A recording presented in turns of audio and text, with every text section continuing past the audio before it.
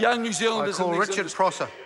Thank you, Mr Chair. I'm pleased to rise to take a call on this committee of the whole House as we debate the Appropriations 2015-16 Estimates Bill.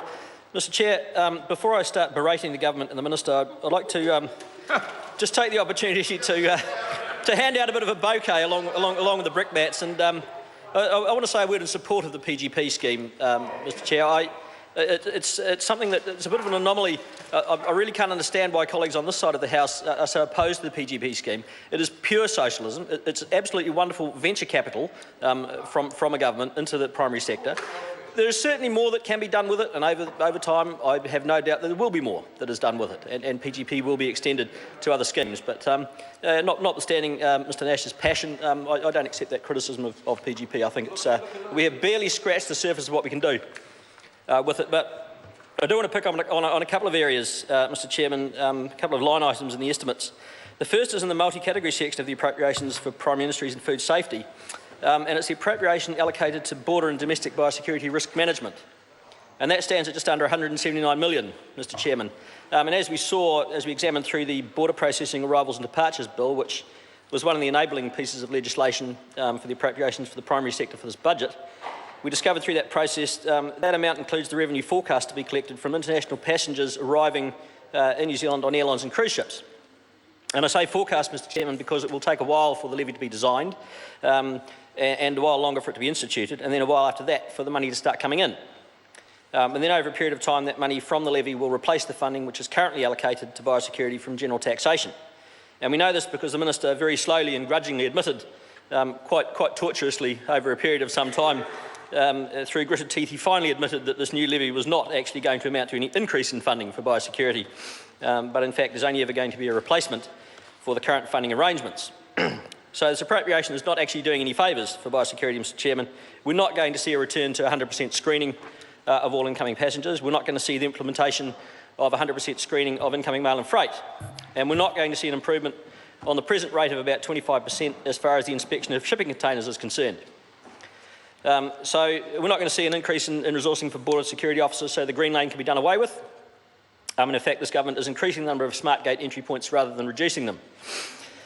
So we have no more money for boots on the ground, no more money for additional sets of human eyes and the brains and intuition that goes with them, but we do have more robots. And the smart gate is not a clever robot, Mr Chair, it's just a passport reader. It's quite a dumb robot, in fact. This robot is not the $6 million man. So we don't have the $6 million man, Mr Chairman, but we do have the $3 million possum. And the $3 million possum, and I say that because there is a line item in the non-departmental output expenses column of the appropriation for primary industries which relates to TB vector control. So TB vectors are animals which can carry and spread bovine tuberculosis. And we need to eradicate bovine TB and keep it out of our cattle and deer herds, and that's a good thing, Mr Chairman. And the single most important TB vector, we are told, is the possum. Feral deer can carry and spread bovine TB as well, of course, and so can ferrets and pigs and hedgehogs. No one in officialdom seems all that worried about hedgehogs just yet. Rather, Mr Chairman, it's the humble possum which is tarred with being the single most important TB vector, and this appropriation allocates $30 million to controlling it. Well, Mr Chairman, we know from answers that the Minister has given in reply to written questions that over the past 10 years, TB-free New Zealand has autopsied more than 124,000 possums in its search for bovine TB. And of those more than 124,000 possums, 54 were found to have TB. So it's 54 out of more than 124,000, Mr Chairman. 0.04%, or to put it another way, an average of 5.5 possums per year.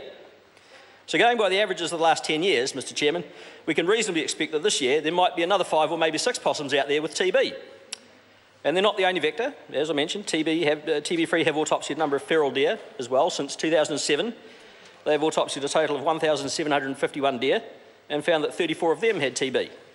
So we have 54 possums over 10 years and 34 deer over 8 years, Mr Chairman, and that works out to an average of a little under 10 wild animals a year, which we might expect to be carrying TB. And this government has allocated a nice around $30 million in order to control them.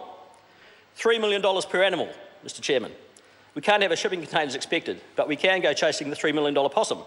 I'm sure, Mr Chairman, I'm absolutely certain that if the government were to announce a bounty of $3 million a head on any possum found to be carrying TB, dead or alive, they'd get knocked over in the rush of trappers and ground control operators wanting to take on the job.